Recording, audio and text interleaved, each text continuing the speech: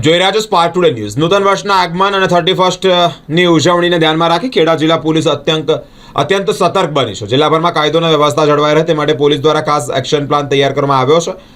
નશાની હાલતમાં મજાક મસ્તી કરનારા અને અસામાજિક તત્વો સામે કડક કાર્યવાહી કરવા માટે પોલીસ દળ સજ્જ થઈ ગયું છે। આધુનિક સર્વેલન્સ આ વર્ષે પોલીસ પરંપરાગત પેટ્રોલિંગની સાથે જ આધુનિક ટેકનોલોજીનો પણ ઉપયોગ કરી રહ્યું છે।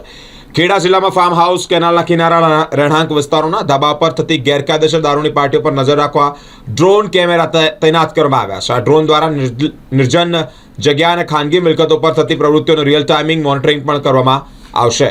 सर ड्रोन की क्या कीमत है? વર્ષ 2025 પૂર્ણતાના આરે હોય અને 2026 આજે 31 ડિસેમ્બર છે। લોકો નવા વર્ષની ઉજવણી માટે દરેક પોતાના પરિવાર સાથે બહાર નીકળતા હોય છે। આવા સમયે કોઈ અસામાજિક તત્વો અને કોઈ નશાખોર એ આ પરિવારના ઉત્સાહમાં કે ઉજવણીમાં વિક્ષેપ ના પડે તે માટે ખેડા જિલ્લા પોલીસ દ્વારા પોલીસ અધિક્ષક શ્રી ખેડાના માર્ગદર્શન હેઠળ એક સઘન બંદોબસ્તની સ્કીમ તૈયાર કરવામાં આવેલી છે।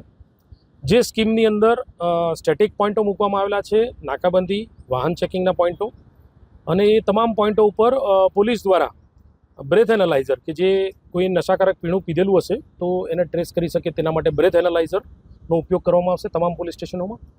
સાથે સાથે બોડી વોર્ન કેમેરા કે જેથી કરીને કોઈની વર્તણૂક ખરાબ હોય તો એ ખરાબ વર્તણૂકવાળા ઇસમોનું રેકોર્ડિંગ કરી અને તેને લગતા પુરાવા પણ રહે તે માટે બોડી વોર્ન કેમેરાનો ઉપયોગ કરવામાં આવશે। જુદા જુદા પોલીસ સ્ટેશનોમાં થઈને 150 ઉપરાંતના body worn camera, breath analyser લગભગ એટલી જ સંખ્યામાં આજ રાતે ઉપયોગ કરવાનો છે। સાથોસાથ ડીજીપી સાહેબ તરફથી અમને જે એક નવી ટેકનોલોજી ફાળવવામાં આવેલી છે, દરેક જિલ્લાની અંદર એક ડ્રોન ફાળવવામાં આવેલું છે।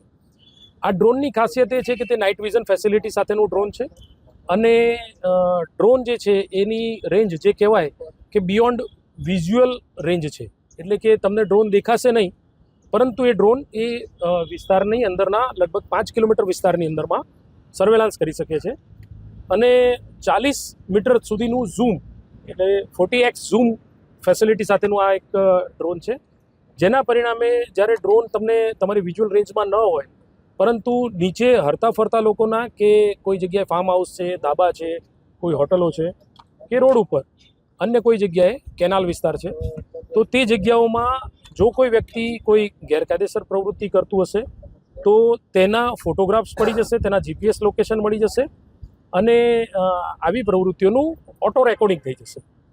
એટલે આ સુવિધા જે પૂરી પાડવામાં આવેલી છે તેનો આજે અત્યારે ટ્રાયલ લેવાઈ ચૂકેલો છે અને ટ્રાયલમાં સફળતાપૂર્વક આ બધા જે વિસ્તારો છે એ વિસ્તારોને આવરી લીધેલા છે અને આજે રાત્રે અને આવતીકાલે સવારે આ ઉત્સવ દરમિયાન પોલીસ આ ડ્રોનનો ઉપયોગ કરવાની છે અને એ ડ્રોનના ઉપયોગના આધારે જો કોઈ પણ જગ્યાએ કોઈ અસામાજિક તત્વો કે ગેરકાયદેસર પ્રવૃત્તિ કરવાવાળા લોકો હશે તો તેની ઉપર સખત કાર્યવાહી હાથ ધરવામાં આવશે।